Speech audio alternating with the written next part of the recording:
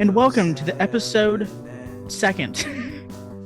Hello, and welcome to episode 2 of the False Fountains Artist Interviews. My name is Landon, and I will be hosting today.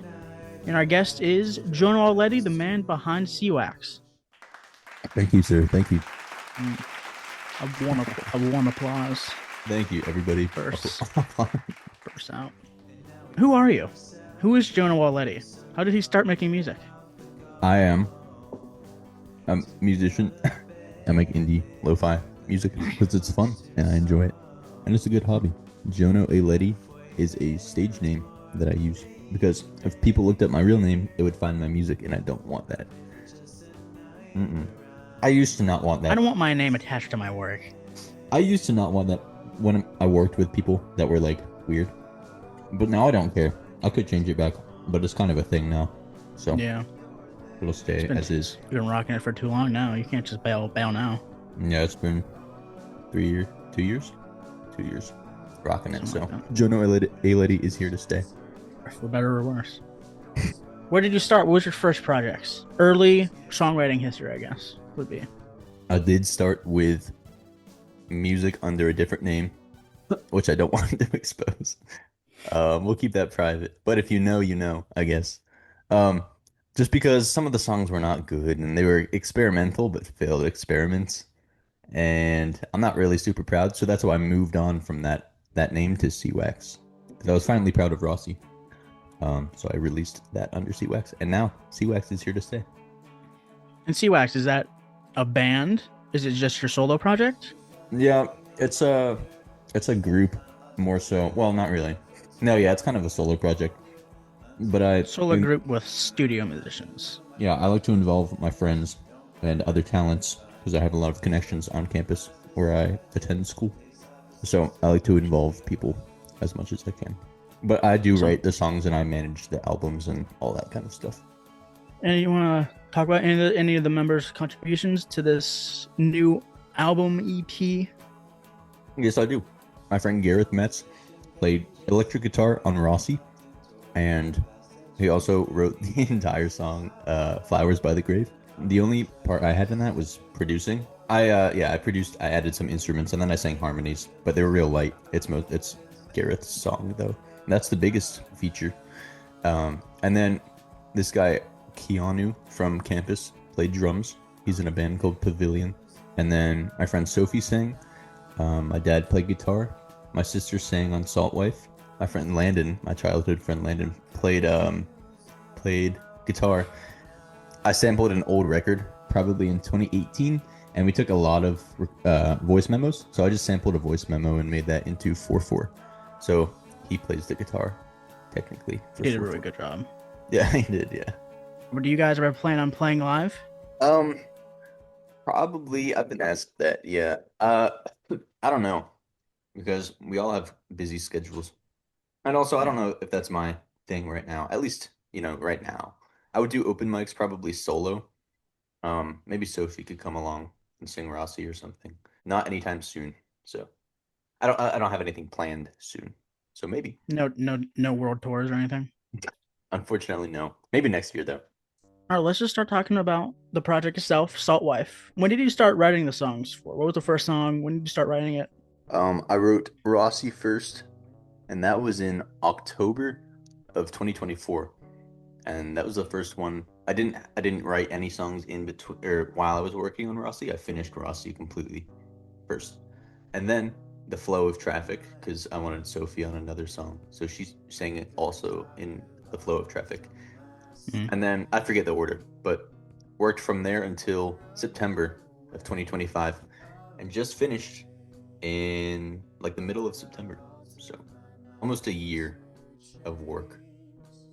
And how many songs did you write? Just those 7 tracks?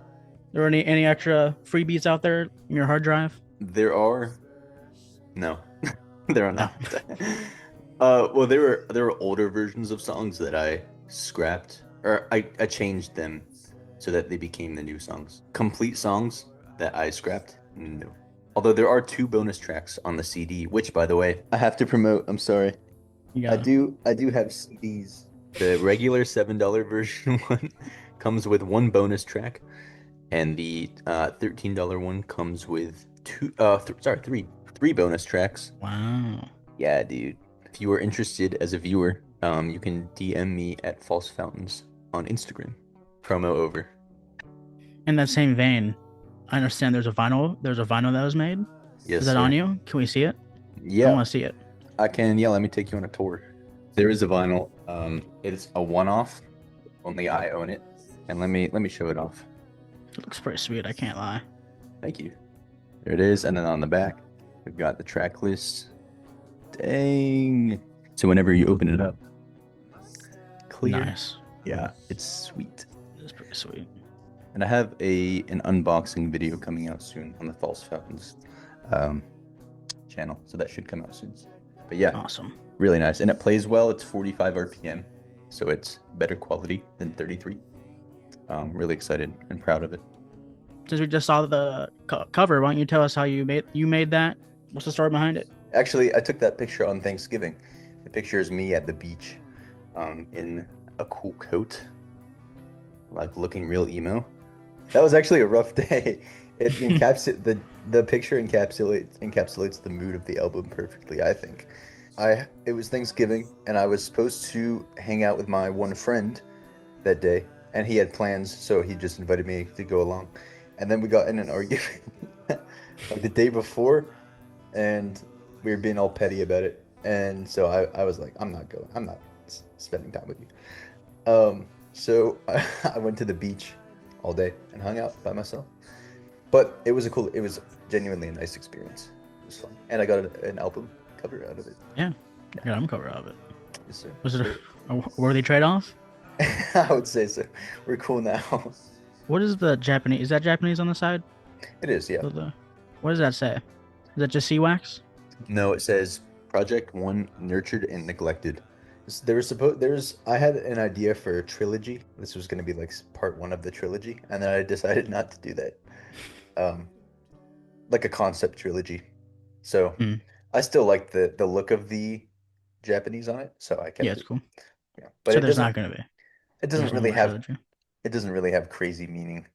Um, no, in the original idea for the trilogy will not exist. I do plan on releasing at least three more EPs or albums. Well, let's get into your creative process for all the songs. How does a sea wax song start? It depends. Sometimes I'll hear an old sample. I have a Google Drive full of just little ideas, and I'll take some of those sometimes and expand upon them. And sometimes I'll just bust out some chords on an acoustic guitar, and then I'll put a melody to it usually, and then I'll put it into GarageBand, add some electronic sounds or keys if needed, Mm. and then I'll do the bass line last.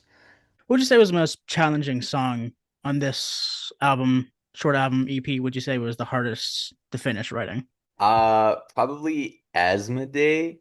I recorded, edited, and saved the file multiple times, and then I had to redo it because the vocals were so hard to get right. I had so many final versions of the songs with different vocals, and then I finally settled on this one. I'm happy with how it came out now. Yeah. What's the future of Sea Wax? Do you have more projects coming out I soon do in the future? a single with an A side and B side, and it's almost done. Honestly, I don't know when I want to release it. Maybe December, maybe later. I have an idea for cover art that requires taking a picture of a friend, so I'll need to see when she's busy. Um, but maybe January. Yeah, but stuff is in the works. Quick stuff. Yeah. Will we see members from this project carry over to that next project? Yeah, like I said, we people have busy schedules. I'd like Mm. to definitely get Sophie on some more stuff because she enjoys it. I think. Oh, she asked to come back, so I feel like I asked too much of Gareth Metz. So if he volunteers, then I'll take him. But I probably won't ask him to write full songs for the next Mhm. project. For anyone who doesn't know, there was a short film made. Was it called The Peanut Butterer? Something like that? It was, yeah. And I believe you soundtrack to that one, right? I did, yes, sir. But the second song is a Seawax song, right? Are we ever gonna see that released? It was supposed to, yeah. And then I was trying to find a B-side for it, and I Mm, don't really know what to release as a B-side for it. But if I'm able to find something, then I will totally put it out. The song is called Butter 360, and it was for I'm all of my friends down here are film majors, or most of them at least. So they're all in the same group, so they make movies for classes mm. all the time. Like short films. They asked me to score this last one.